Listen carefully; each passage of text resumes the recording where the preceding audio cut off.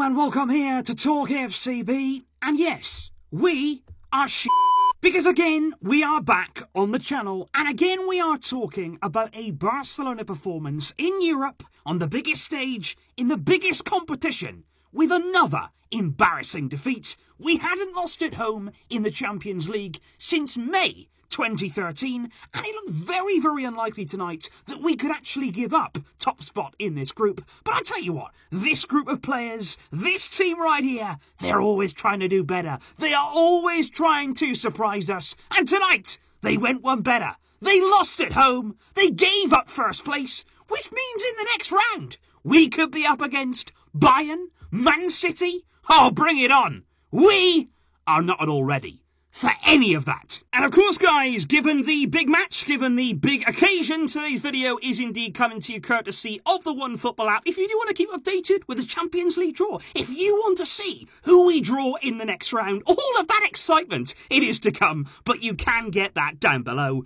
But if we now talk about the calamity, about the disaster that was that game. And honestly, guys, when it comes to this game, I don't really know where to start, because it's kind of a feeling right now amongst us Barcelona fans that, you know what, we've been here before. We've seen all this before. We've experienced these kind of feelings too many times before. And every single time we think, okay, it's not going to happen again. Okay, we're in a better place now. We're moving in the right direction. We all know, though, the truth is, until the presidential elections come into effect in 2021, they were called far too late. They've been called, of course, for the 24th of January, which we all said was far too late. And it should have been done now. It should have been done yesterday. We should be already trying to move in a better direction. But no, still here, we're treading water as a club and as a team. We are nowhere near good enough. We are nowhere near the kind of standard to just compete. We weren't even on the same level tonight as Juventus, who I thought were okay,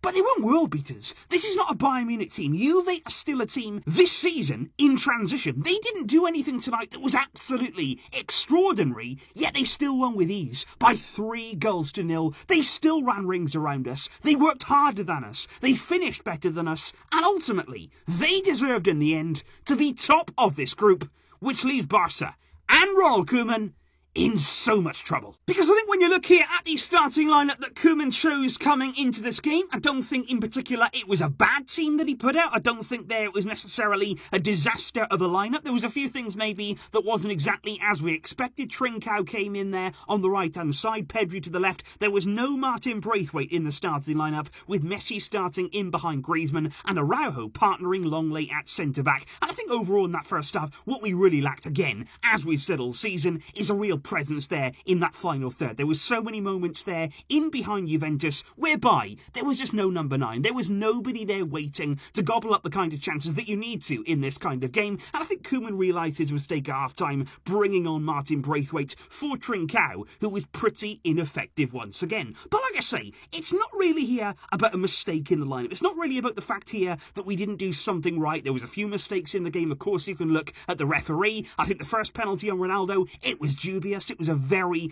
soft penalty, but you've also got to say we got away with one with Pjanic. He handballed it in the box. It wasn't given. It should have been. And then, of course, there's one before half-time. Is Messi clipped by Weston McKennie there coming into the box? I think he probably is. I think you could probably give that as a penalty. VAR didn't want to do it. And then in the second half, of course, you've got Clement Longley. Just when you feel as though maybe Barcelona, if they get one goal, they could get back in the game, Longley does something that he did against Real Madrid. He ruins all of our momentum. He gives away a stupid penalty kick. There's no need to do it. As a centre-back, you cannot make mistakes, but he seems to make a glaring one, a match-defining one, every single week. And he was rightly subbed off by Koeman. He was very close. I think he probably should have been sent off in this game, but it was another poor performance defensively. And look, there's no doubt about it. This is not one player's fault. This is not because of one single person, whether it be player, whether it be coach. This is a team right now who, like I keep saying, we're not good enough. We're not a good team. We do not play good football. We don't have a good system. We don't have players throughout this team who can affect games. goals. And I know many people coming here today will say, you know what, Messi isn't good enough anymore. Messi is to blame for all this. And look, you can have your criticism about Messi, that's fine. But tonight for me, he was one of our better players. He was actually somebody out there tonight who was looking to do something in the final third and be destructive. Yes, he had many shots on target there. He could have had a goal. He could have scored. He could have put it past Buffon. We know all of that. But he was trying. He was giving his all there to try and give us something in this game. Much, much more than pretty much any other Barcelona player. Because apart from that, we were flat. Completely and utterly flat. And you don't need to watch, really, the first 10 minutes of this game to understand what Barca are going to be like. And it's the same in every game where we end up being embarrassed. It's always the same tone. It's walking around. It's a lack of effort from the entire team. And we've lacked this season upon season upon season. I'm sitting here like a broken record. How many videos have we spoken about bringing intensity? How many videos have we spoken there about working as a unit, as a team, pressing as a team, with everybody pulling in the same direction? It just doesn't exist at this club. Like I say, today for me, Juve, they weren't anything spectacular. What they were, though, was a well-drilled team. They all understood their role. Ronaldo at the heart of it there in terms of a striker. They have Morata as well, who can play off him there, who can get involved and be that presence up front. They got hard work in midfield. They got an organised defence. And what they did today was just ultimately go toe-to-toe with Ronald Koeman's Barcelona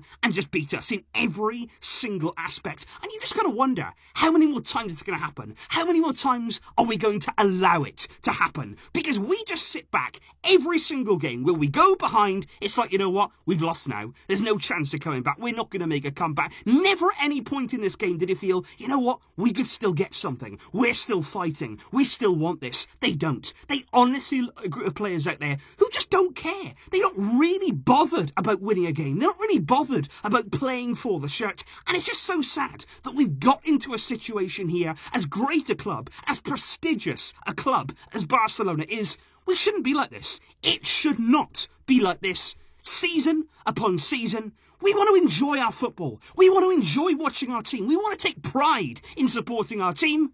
We don't want this. And honestly, guys, I've said it before. I said it after Liverpool. I said it after Bayern. I said it after these big upsets. It's not about the fact of losing. I understand that in the world of football, and especially right now, in these crazy times that we live in, upsets can happen. Mistakes can happen. You can lose football games. That's fine. But it's the way that we lose. It's the way that we just put our heads down. It's the way that continually, there's just no spirit. There's no real fight energy there. You look, for instance, when Ricky Puig came on, when Ronald Koeman looked to his bench, and he thought, yeah, maybe I'll put this young kid on. Why is it taking you this long to even acknowledge that boy? He comes on and he provides energy. He provides there an exuberance in our midfield, and he's looking to make something happen. He didn't score. He didn't assist, but it looked better. It looked more positive. There was more life in our team with somebody like Ricky Puig, and I just don't understand why managers and coaches there continually keep ignoring this guy. He deserves minutes. He deserves time. Players like him, we need them to really give us an edge again in this team, and overlooking them because of personal grudge or whatever has gone on there behind the scenes, it's not doing you good.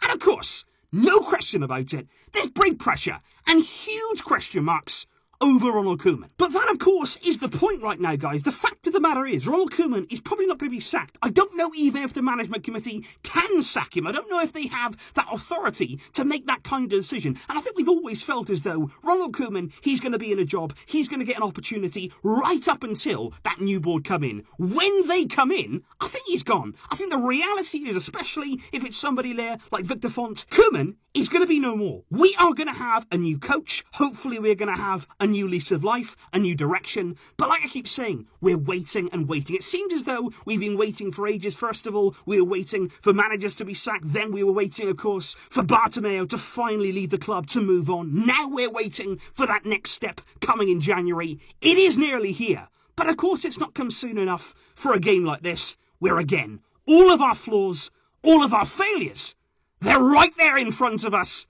staring us in the face. And of course, guys, we are going to be looking into the game in a bit more detail, maybe not in terms of specifically this and that, because we're not going to want to look into this too much, but of course we are going to be talking a lot more in the week to come. There's a massive game at the weekend for Barcelona on Sunday. They're at home against Levante, but at the same time, I know many of you now will be looking at it thinking, you know, what's the point? What is the point going into that game? Because time and time again, we come back. We really want to try and hope, want to try and believe in this team, but they don't give us anything. We don't get anything here in return. They don't even give us a little bit of light, a little bit of hope. They shut that down. Tonight again, it was a disappointment. It was a disaster at the Camp Nou. And please leave your thoughts in the comments down below, guys. I know right now there's going to be frustration, there's going to be hurt, anger, there's going to be sadness. Let me know all of that stuff down below. We can discuss it here as a community. Because let's be honest, at the end of all this, our community here, that's the only thing that's remained consistent and remained strong. And I'm so thankful for all of you guys here who, despite the disappointment, despite, again, another poor performance, you've come back here with that great support. We will go on and we'll continue until things improve.